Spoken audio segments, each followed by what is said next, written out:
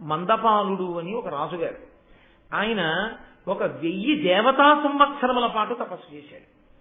చేసి అది కూడా బ్రహ్మచర్యంతో తపస్సు చేసి ఆయన తిన్నగా ఊర్ధ్వలోకాలకు వెళ్ళిపోయాడు. వెళ్ళిపోతే ఆయన్ని చూసి వెంటనే ద్వారాలు మూసేసేయండి అన్నాడు. లోపలికి రావడం కాదు, ద్వారం మూసి ద్వారం కనపడకుండా వెనక్కి పంపించండి అన్నాడు. ఆయన అన్నాడు, నేను 1000 దేవతా సంవత్సరములు తపస్సు చేశాను, నేను అసలు ఎందుకు రాకూడదు ఈ ఊర్ధ్వలోకాల్లోకి అన్నాడు. నువ్వు బ్రహ్మచర్యంతో ఉండిపోయి తపస్సు చేశావు. సన్యాసమన్నా తీసుకోవాలి, గృహస్థాశ్రమంలో కన్నా వెళ్ళాలి.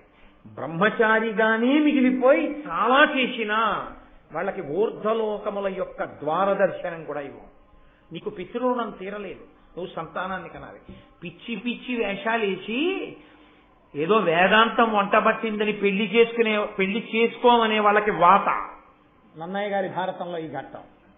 నువ్వంటూ తరించాలంటే పితృణం తీరితేనే. బ్రహ్మచారిగా నువ్వు ఉండిపోతే జరత్కారోపాఖ్యానం విన్నారుగా, పైతరాల వాళ్ళని కూడా కిందకి దింపేస్తారు. కిందకి దింపేసి ఒంటి వేరుతో వెలవాడుతున్న గడ్డి దుబ్బుల చేత పట్టించి వేర్లు ఎలక రూపంలో యమధర్మరాజు గారు కొడికి కింద వారేస్తారు హీనలోకాల్లోకి. మీరు విన్నారు జరత్కారోపాఖ్యానంలో. 2, ఎవడు వివాహం చేసుకుని సంతానమును పొంది పితృదేవతల యొక్క రుణాన్ని తీర్చుకోలేదో అటువంటి వాడికి అసలు ఊర్ధ్వలోకముల దర్శనమివ్వరు.